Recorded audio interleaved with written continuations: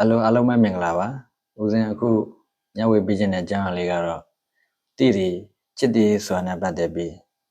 ဒါအများနားလည်အောင်ညဝေပေးခြင်းပါတယ်တိတိဆိုတာကဦးစင်တို့ချစ်တည်ပေါ့နော်ဒါပါဠိလိုဆိုတော့တိတိမြန်မာလိုဆိုတော့ချစ်တည်အဲ့ဒီချစ်တည်ဆိုတာကိုဦးစင်တို့များသောအားဖြင့်မင်္ဂလာဆိုတဲ့စကားလေးနဲ့တွဲပြီးသုံးကြတာရှိတယ်ပေါ့နော်ချစ်တည်မင်္ဂလာဆိုပြီးတော့ဒါကြောင့်မိမိတို့ကဒါ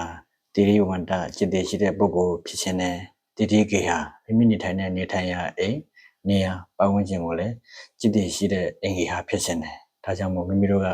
ဒါจิตတည်ရှိတဲ့ပုဂ္ဂိုလ်จิตတည်ရှိတဲ့အင်္ဂေဟာဖြစ်ဖို့အတွက်ဘာတွေလိုအပ်တယ်လဲဒါဥစဉ်ဒါလေးကိုညဝေပေးခြင်းပါတယ်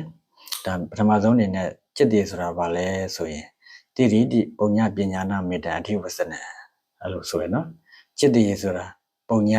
ကောင်းမှုကုသိုလ်လို့ပြောတာနော်ပညာဆိုပညာအတိညာပညာတရားရွတ်ဖတ်တာပဲဖြစ်ဖြစ်ဒါပညာလေ့လာလိုက်စားတာပဲဖြစ်ဖြစ်ပေါ့နော်ဒါဒီနှစ်ချက်ရှိတဲ့ပုဂ္ဂိုလ်ဟာတိရိဝန္တာจิตတည်ရှိတဲ့ပုဂ္ဂိုလ်လို့ခေါ်တယ်ပေါ့နော်ဒါကြောင့်မိမိက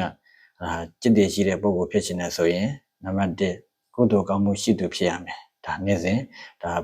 ကုသိုလ်ကောင်းမှုပြုတဲ့ပုဂ္ဂိုလ်တွေဒါဘုရားတရားရှိခိုးတာတွေဒါပဋ္ဌာန်းပရိတ်တွေဒါ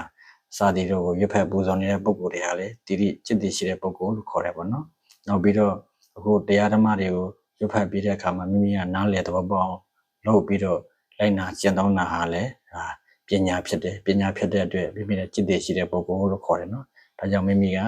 တိရိဝန္တာจิตတည်ရှိတဲ့ပုဂ္ဂိုလ်ဖြစ်ခြင်းနဲ့ဆိုရင်ကုသိုလ်ရှိဖို့လိုအပ်တယ်ပညာရှိဖို့လိုအပ်တယ်ပညာရှိဖို့လိုအပ်တယ်ဆိုတာကနေ့တူကဒါနေ့စဉ်အတိညာပညာနဲ့ရှင်းဆက်တဲ့ဒါဘုဒ္ဓတာတွေကိုလေ့လာလိုက်စားဖို့လိုအပ်တယ်ပေါ့နော်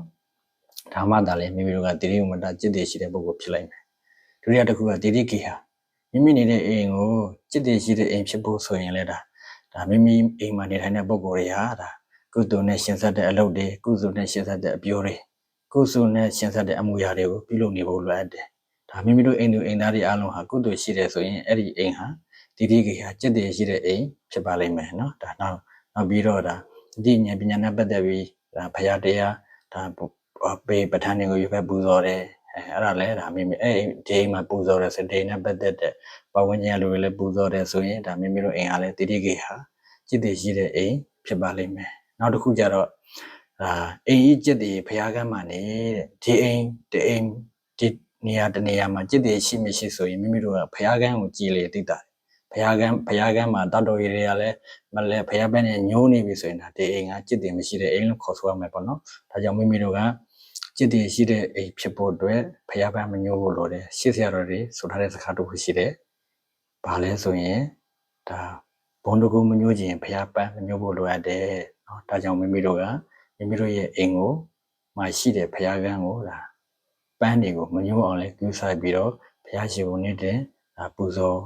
ပြီးတော့ဒါပေးပဋ္ဌာန်းတွေလည်းရွတ်ဘုရားရှိခိုးဒါဆိုရင်မိမိနေထိုင်တဲ့အိမ်ဟာလည်းတိရိကေဟာจิตတည်ရှိတဲ့အိမ်ဖြစ်ပါလိမ့်မယ်နော်